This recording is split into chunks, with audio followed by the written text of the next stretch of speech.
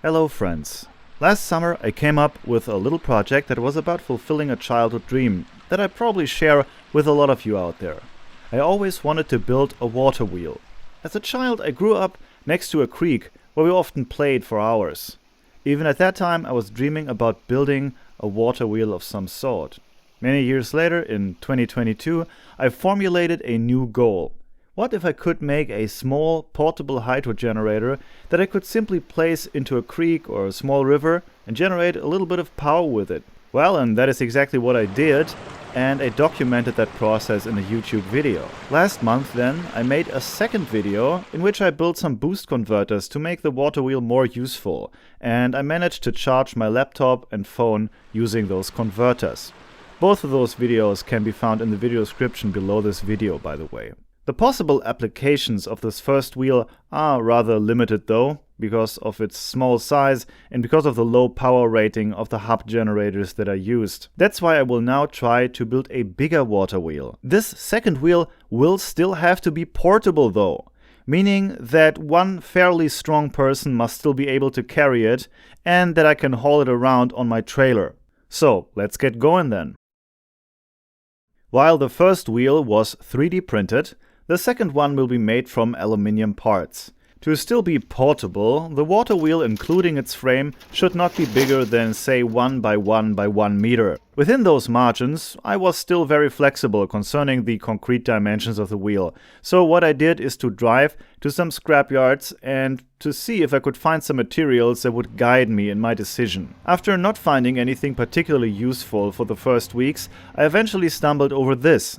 Discarded road signs. These signs are already perfectly round and made from sufficiently thick aluminium. They are 750 millimeters in diameter, and that is roughly what I had in mind anyway. So I brought these signs to the workshop and started working on them. The first sign has unfortunately been damaged, and I have to remove the aluminium frame that would give it some more rigidity. The sign also needed to be straightened out. While painted on the backside, in the front these signs are laminated. I'm sure that some people would just leave the lamination in place as an additional layer of protection, but it would look super trashy, and also the plastic would eventually end up in the water, which is not that great.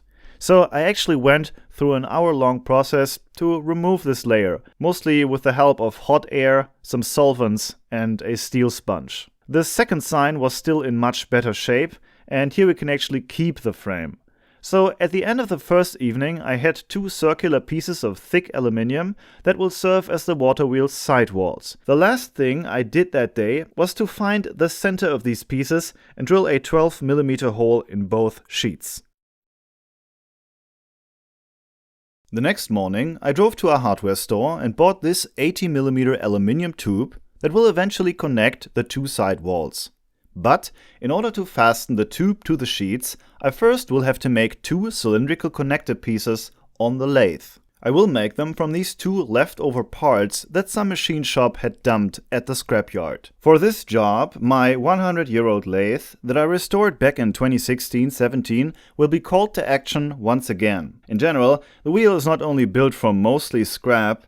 Almost all the machines used in this video are restoration projects that I documented on my channel over the past 3 or 4 years. And after making sure that I have a nice straight and smooth face on this workpiece,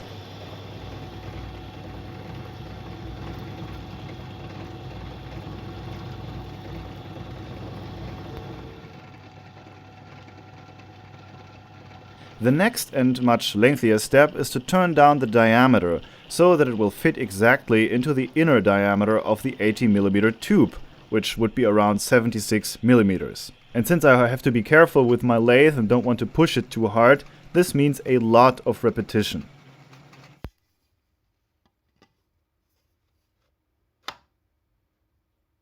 And what you see here is only half of the material that I had to remove. Now that the pipe fits, I will proceed by drilling a hole through the round stock so that it can accommodate a 12mm stainless steel rod. I do that by first using a center drill mounted in the tail stock, and then various ordinary drill bits until I have a nice 12mm hole that a rod like this will fit into perfectly. In the next step, I use a parting tool to separate the actual workpiece from the rest of the stock that will remain in the 3-jaw chuck.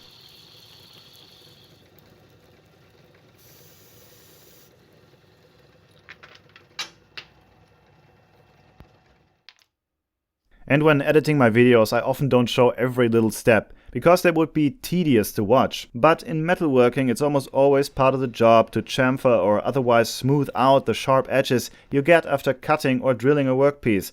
And I actually try to do that always. After finishing the first part, I make a second one for the opposite end of the tube.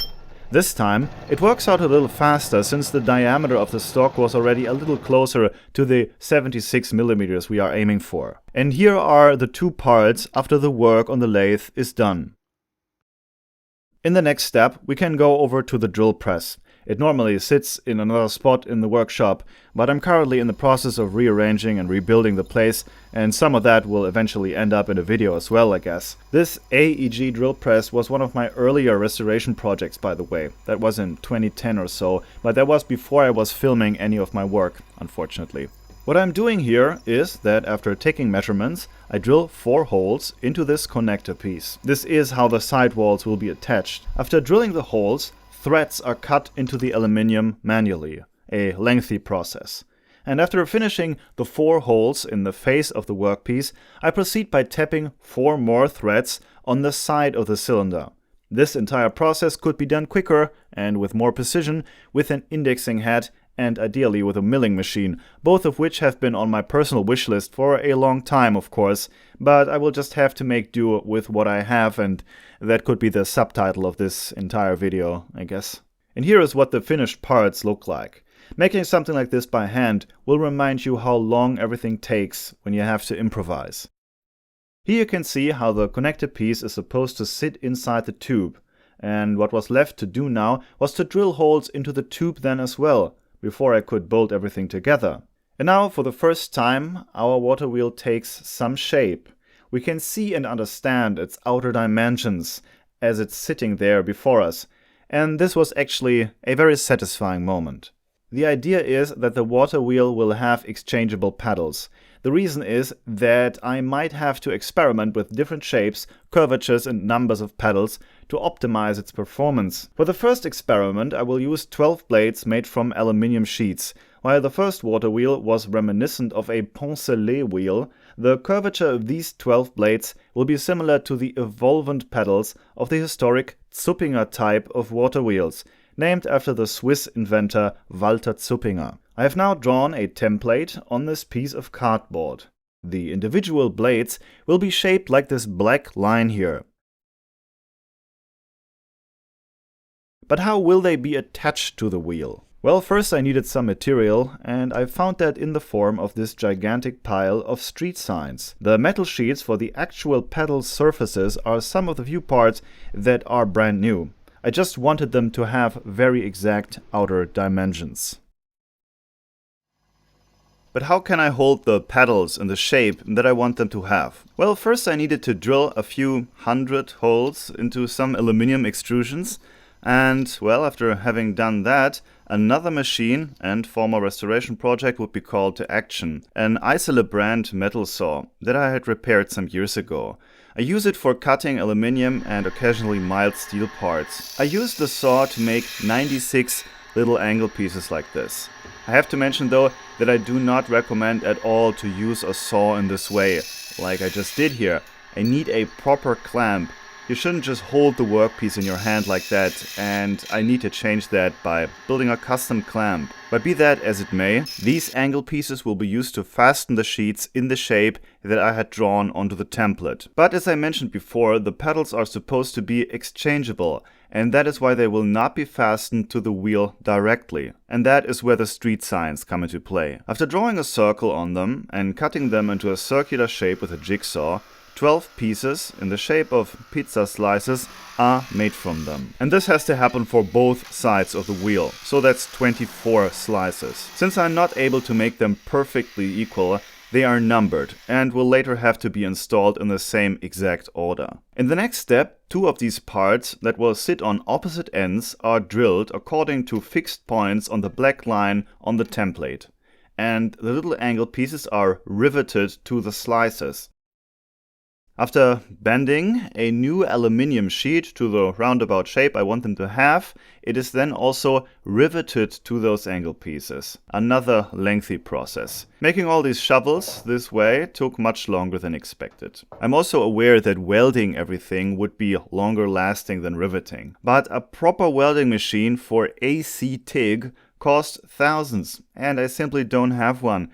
And therefore I can't weld aluminium workpieces here in my workshop. After having finished all 12 pedal segments, I first inserted 4 of them into the wheel and riveted them to the side walls on both ends. If I wanted to remove them again, I'd have to drill out the rivets, which would be tedious, but all in all not that hard to do. And after the first 4 blades had been fastened in the correct spot, the gaps are then filled step by step, until all segments are installed. At this point I had used up almost 350 rivets for this project, but it was all worth it, seeing the new Waterwheel next to the old one.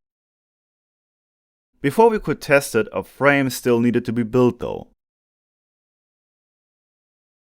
Using the isolous saw and my drill press, I was able to build 2 of these parts here, which hold ball bearings that the 12mm axles will rotate in. Every step you see happening in seconds here took hours in real life. The bearings needed to be installed onto a frame though, and I decided to make that from ordinary mild steel, because that is what I have on the shelf. It goes without saying that the steel will rust in the water, of course, so long term these parts will need to be coated, or we will have to build another frame from stainless or aluminium, should this ever be installed somewhere for an extended period of time. So the parts of the frame were then TIG welded, first outside and then inside the shop, until I was of the opinion that it would be rugged enough to carry the wheel around. We also have to keep in mind here that it can't be too heavy, or I won't be able to do anything with it. In order to connect a generator to the water wheel, a steel plate was also welded to a piece of rod and bolted to the outside of the sidewall. This has the advantage that I can simply remove this rod after unscrewing those bolts, and the wheel can then be taken out of the frame if needed. Collecting the materials and building all the different parts of the water wheel took me several weeks. Unfortunately, the process was additionally slowed down because I got ill. And after recovering from that, I had contacted a friend who lives on a property with a creek on it.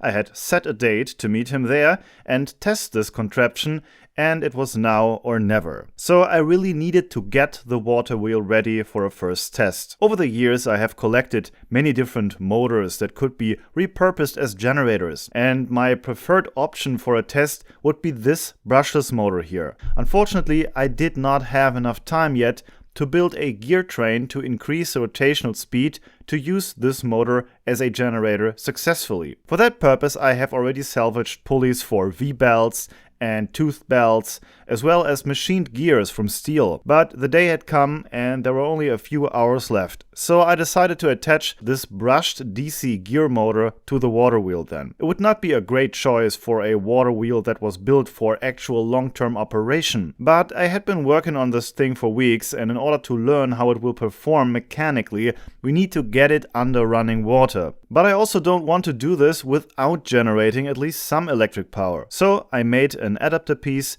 to fit the wheel's 12mm axle to the 14mm shaft of the gear motor. And for this purpose another leftover piece of aluminium was used.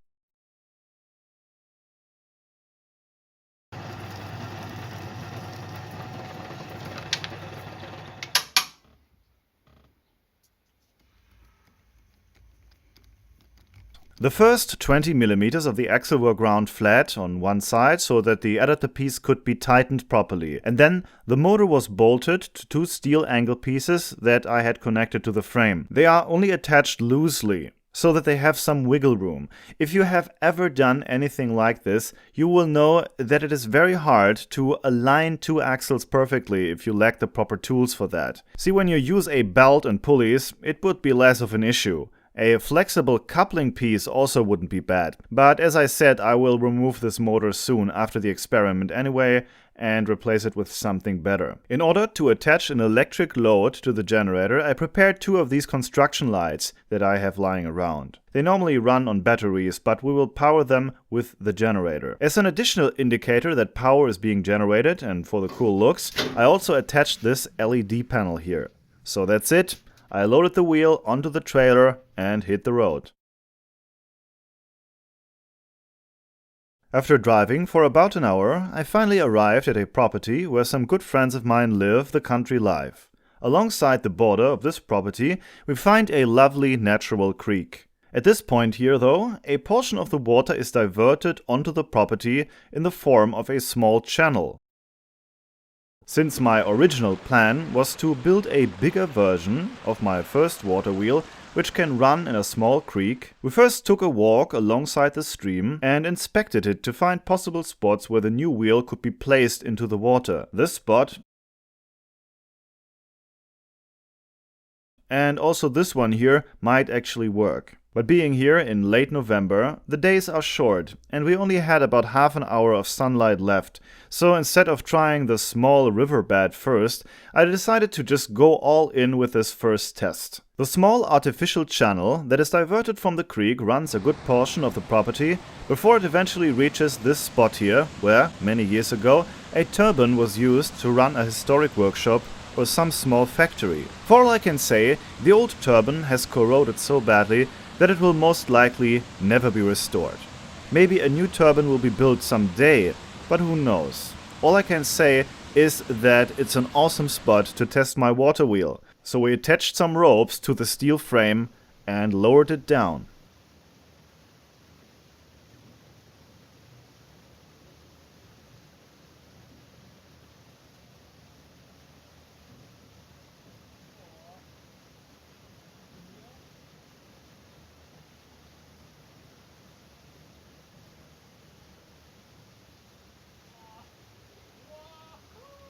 Before the frame had even touched the ground, the wheel had already started to spin. And I think you can imagine how happy I was. The sun was setting and it got dark really quickly, but luckily we had construction lights. After weeks of work in the shop, I could finally see some real results here. We stood here in the dark and just watched the wheel spin, and those were true moments of pure joy.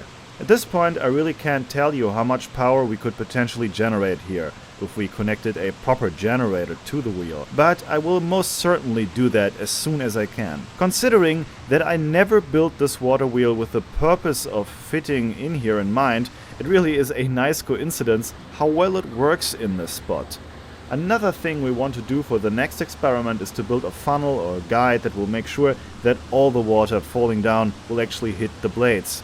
This and many other ideas of how to improve this setup have already come to mind, and you can rest assured that I will return here.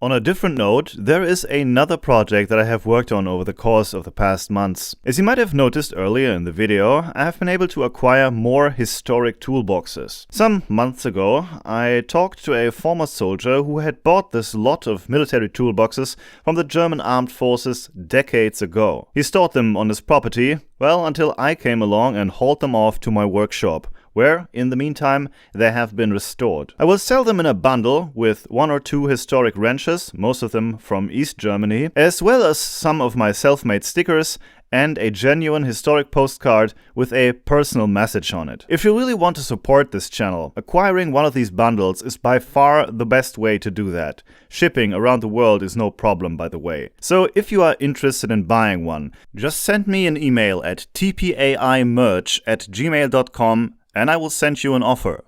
In that email, please also let me know in which country you live, so I can look up the shipping price. This might also be a great Christmas present for a loved one. In case you liked the content of this video and would like to see the Waterwheel project continued, give this video a thumbs up, and if you want to support the channel more actively, consider making a donation. A link for that is under the video. Or become a supporter on Patreon under patreon.com/tpai. See you soon.